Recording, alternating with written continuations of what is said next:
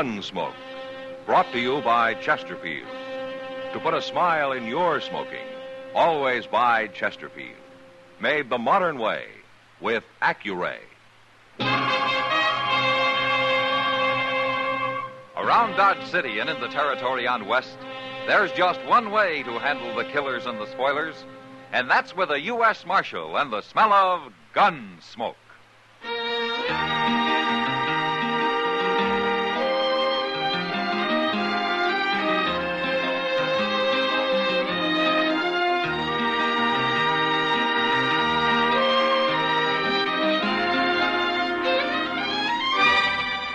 Gunsmoke, starring William Conrad. The transcribed story of the violence that moved west with young America. And the story of a man who moved with it. I'm that man, Matt Dillon, United States Marshal. The first man they look for and the last they want to meet. It's a chancy job, and it makes a man watchful and a little lonely.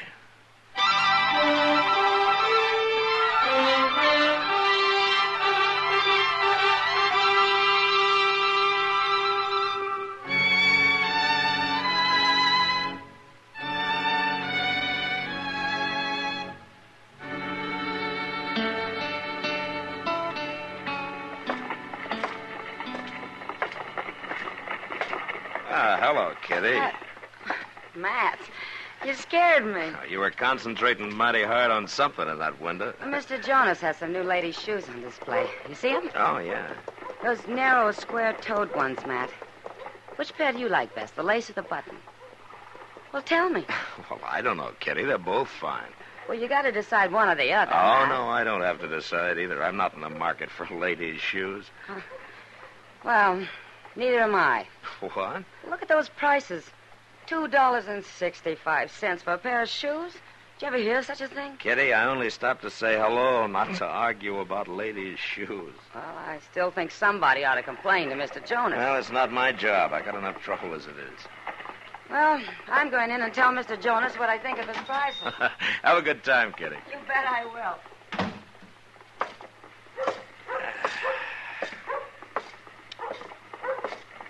Mr. Dillon? Mr. Dillon? Ah, hello, Chester. Mr. Dillon, this here is Mr. Trumbull. Uh-huh. He come over to the office looking for you. How do you do? Marshal Dillon. You're a stranger here, Mr. Trumbull? First time in Dodge, Marshal. First time. Oh, well, what do you want to see me about? I want a badge, Marshal. I want you to make me a deputy. A deputy? Now, you look here, Mr. Never mind, Chester. Good. What do you want to be a deputy for, Mr. Trumbull? Well, I'm leading a party of immigrants up onto the South Fork of the Pawnee. Oh? I thought you were new to this part of the country. Well, I've got maps, Marshal. Good maps. Furnished me by the Santa Fe Railroad. You work for the railroad? No, sir. I work for these immigrants. It's like this, Marshal. I got some 10 families together, and I arranged to buy 5 sections of railroad land for them, about 30 miles northeast of here. I made all the legal arrangements, and I'm guiding them in. I see. What's that got to do with your wanting to be deputized, though? Well, I thought it might be a good idea, just in case there's any squabbling when we get there. You know, over who gets which land, that sort of thing. Uh-huh. Most parties draw straws before they ever see the land, Mr. Trumbull. Haven't yours? Well, yes. Sure, of course. Oh, then why should there be any trouble? Well, one of the men's having a little wife trouble, Marshal. You know how it is. Well, maybe I better ride out with you, then. No, that won't be necessary. Everything will probably work out fine. Yeah, sure. Where are these pilgrims of yours? Well, we're in camp down by the Arkansas. We're pulling out in the morning. Well, I thank you anyway, Marshal. Goodbye, Chester. Bye. Well, that man sure has got a lot of gall. Yeah, he's some confused, Chester. How do you mean? He can't seem to decide if there's going to be any trouble or not. Yeah, maybe we can find out for him. Come on.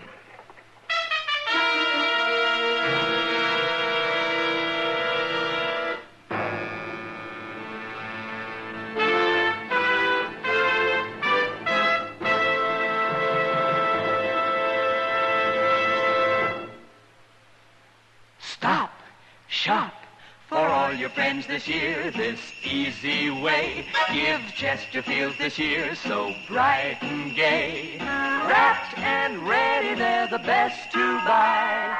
Cartons of Chesterfields, they satisfy. This Christmas, give everyone Chesterfields. Chesterfields are easy to give because they come ready to give in a bright red special holiday carton that's wrapped in its own colorful Christmas ribbon. Everyone enjoys Chesterfield's smoother, cooler smoking pleasure. So, to all your friends this year, say, Merry Christmas with cartons of Chesterfields. No wrapping, no tying. They're easy to give because they come ready to give. Chesterfields in the bright red special holiday carton. Wrapped and ready, they're the best to buy. Cartons of Chesterfields, they satisfy.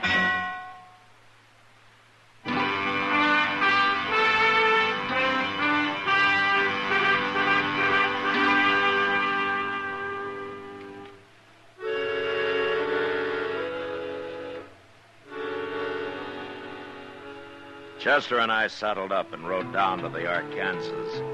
It was easy to find the immigrant camp. A dozen wagons were scattered through the cottonwoods, and there were campfires everywhere. But the people themselves were all gathered together in a big circle. We rode up to them, but nobody paid any attention to us. And then I saw why. In the middle of the circle stood two men and a woman. The men were bare to the waist, and each was pressing his left forearm against the other's, while the woman was binding their arms tightly together with a stout piece of cloth. In their right hands, the men held bowie knives. What in the world are they up to, Mr. Dillon? Now, that's a way of fighting, Chester. Tied together like that, one of them has to die, maybe both of them. Hey, you stay here with the horses. All right, sir. Will you stand aside, please? Let me through here, huh? Make that knot tight, Sigmund. Do you have to go through with this? No man messes around with my wife. He didn't mean nothing by it. We was talking, that's all. Now get out of the way, Sidney. You ready, Keppert? You're a fool, Calhoun. But I'm ready. All right, hold it, you men. Stay out of this, mister. I'm a lawman, Calhoun. I don't like this kind of fighting. Now drop those knives. Both of you. I mean it. Here's mine, Marshal. All right, now yours, Calhoun. Well, can't fight an unarmed man. All right, you, Sidney. Take one of those knives and cut him loose. All right. Next time, I'll shoot you on sight, Keppert. I told you you're a fool, Calhoun. For keeping you away from my wife? Why don't you find one of your own? Wait a minute, Calhoun. I don't want any shooting. Now, I'm warning you. 30 miles isn't far from Dodge, and I'll come take you both back to jail if I hear any more about this. Now, you get back to your own wagons. All of you get back to your wagons. The party's over. Chester. Chester. Yeah, now where did he go to? Chester! Yes, sir, I'm coming, Mr. Dillon. Now, where have you been? Nowheres? Nowheres, huh? Well, I was only talking to a fellow over there. Huh? Now, that's Trumbull. Yes, sir. Now, what were you talking to him about? Nothing. I was just finishing a little talk we started the other day. It wasn't nothing important. Oh? Now, you hiding something, Chester? Why, what would I be hiding? I don't know. But I guess you'll tell me when you want to. Yes, sir. All right, let's get back to Dodge.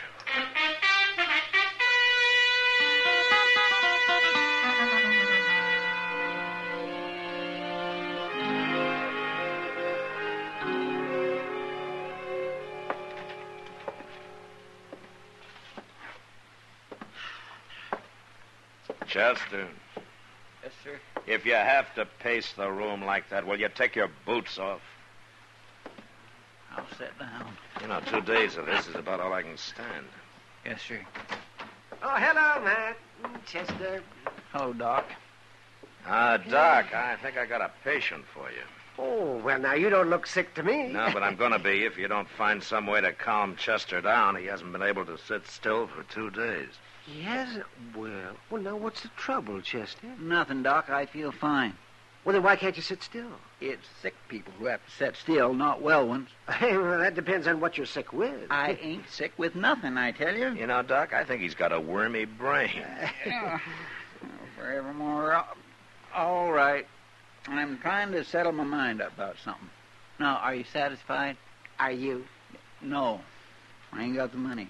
And I don't know where to get it. Well, money for what? For to pay Trumbull with. Do you owe Trumbull money, Chester? No, sir. Not yet. Not yet. Oh, all right, I'll tell you. But you both got to promise not to tell nobody else about it. Trumbull says if anybody heard, I'd probably get beat out. But you'd get beat out of what, Chester? Land. Free If land. It's free, what do you need money for? For Trumbull, to fix it up for me. Look, if I give him $50 for his trouble, he's got a way to arrange for the railroad to give me a half section of land. He showed it to me on his map the other day. I showed what to you? Where my half section would be. Gracious.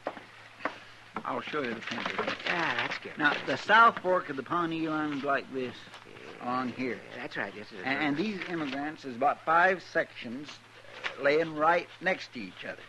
Right about Wait a here. minute, Chester. Did you say right next to each other? Yes, sir, that's what Trumbull said. Now, my half section lays on the end here. Chester, come on. Come on. Ain't you interested in this? Yeah, interested enough to ride out there. And don't worry about your $50. You're not going to need it.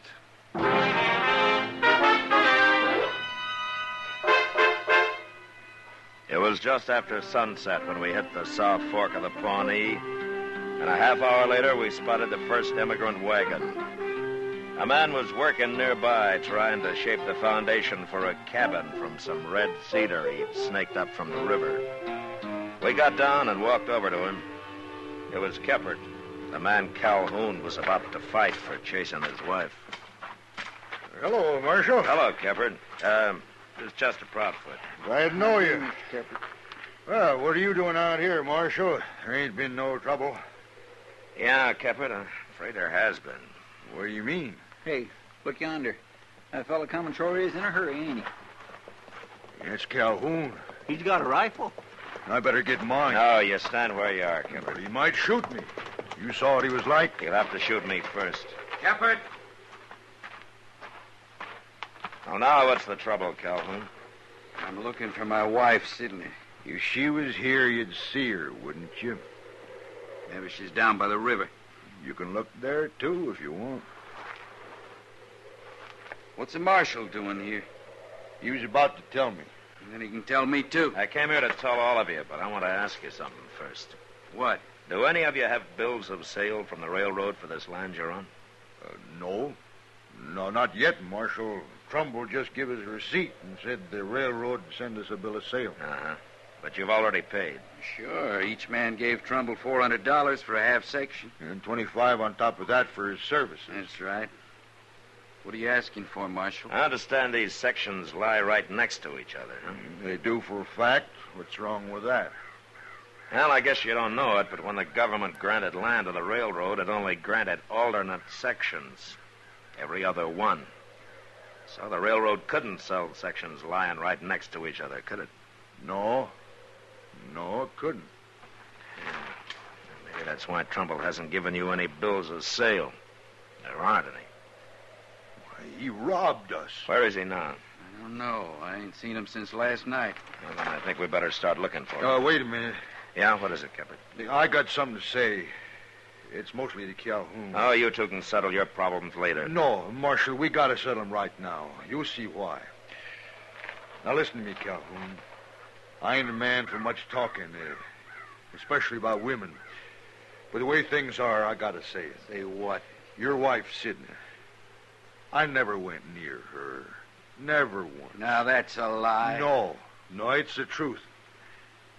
I hate to tell you this, Calhoun, but it was her that come after me. What? I told her not to. I told her to stay away. I even said I'd show her up for what she is if I had to, but I didn't do it. Not till now, I didn't. What are you saying? When did you see her last, Calhoun? At noon, when I come in from my dinner. Yeah. I saw her about 2 o'clock. Where? I was downriver about a mile, sitting quiet in a clump of elder, taking a little rest. Your wife rode by on the other bank. She was headed in the direction of Dodge. She was with a man. With a man? What man? Trumbull.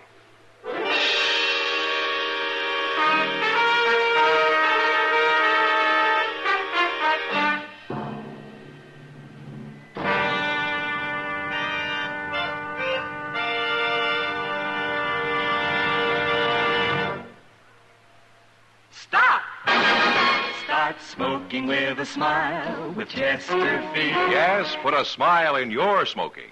It's as easy as ABC. Because Chesterfields made with Accuray are A, always milder. B, better tasting. C, cooler smoking. Yes, a Chesterfield is always milder. Accuray controls your Chesterfield in the making. Gives it a more even distribution of fine tobaccos that burn more evenly, smoke much milder. A Chesterfield is better tasting. An Accuray Chesterfield draws more easily, lets you enjoy all the flavor. And a Chesterfield is cooler smoking. 14% more perfectly packed than cigarettes made without Accuray. You enjoy cooler smoking. No hot spots, no hard draw. So always buy Chesterfield. Put a smile in your smoking, just give 'em a try. Light up a Chesterfield, they satisfy.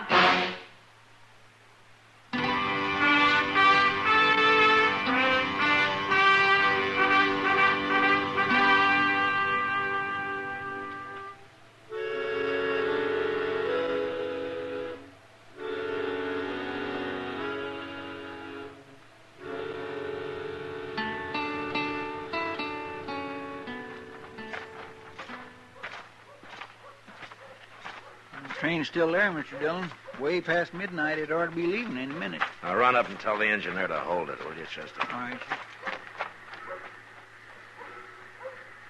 Marshal. Yeah. Look, coming out of the depot. It's Trumbull and my wife. Yeah. They don't see us. They ain't even looking this way. You let me take him, Marshal. No. He's rightfully No, mine. Calhoun. You might get excited and shoot him before he draws. I'll handle this. Now, you two stay back out of the light.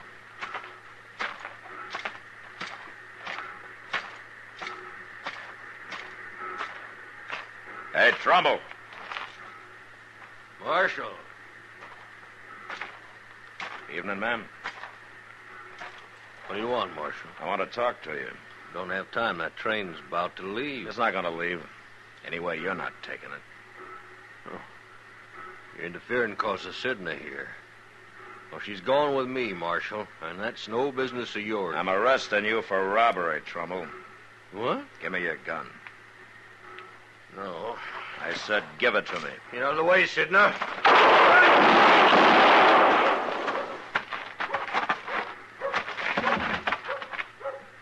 You killed him. You killed him. Jim! Is he dead, Marshal? Yeah. Keppard, see if he's got the money on him, huh? I sure will, Marshal. I didn't mean nothing, Jim.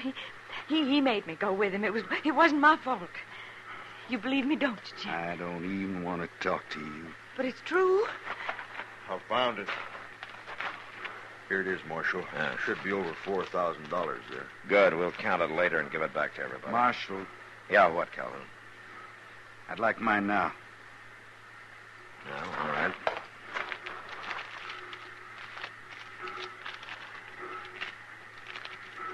Here. $425. Thanks. Sidney, take this money. What for? Take it. But why? That's all the money I got in the world. I don't figure I owe you nothing now. What are you saying, Jim? You know what I'm saying. Yeah, sure. I know. So long, Jim. Goodbye. Calhoun, What, Kevin? I got some money coming back. I'll lend you half of it. After all I done to you? Can't blame me much for that. I've been a fool, Caput. You was right. That's over and done. But I can't take your money. That wouldn't be right, now would it, Marshal? Ah, you can decide about that tomorrow, Calhoun. We'll ride out and bring those other people back into Dodge. What for? So they can file for government land at the land office here. Free land. Should have done that in the first place. You know, I know of a fine section north of here that I'd kind of like to file on myself. Why don't you? Well, one man couldn't handle it. It'd take two men to prove it up, you know. Two good men. I might show it to you sometime if you're interested.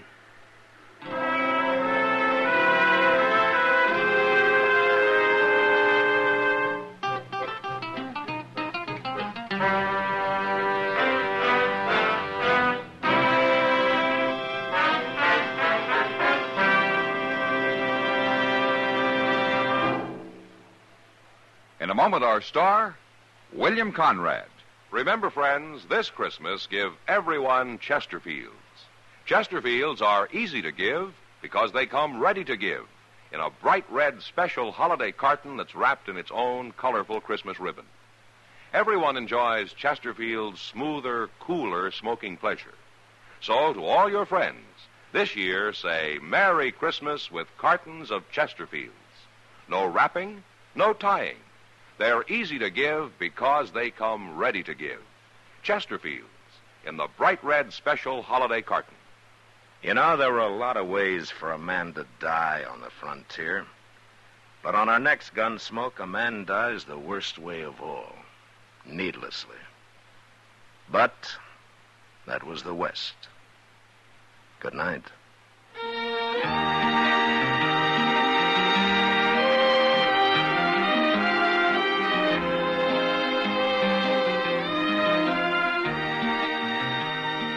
Gunsmoke, produced and directed by Norman Macdonnell, stars William Conrad as Matt Dillon, U.S. Marshal. Our story was specially written for Gunsmoke by John Meston, with music composed and conducted by Rex Corey. Sound patterns by Tom Hanley and Bill James. Featured in the cast were Lawrence Dobkin, Vivi Janis, Vic Perrin, and John Daner.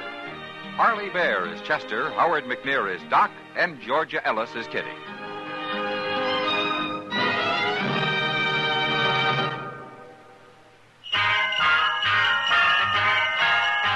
Make Christmas their red letter day, their L&M red letter day.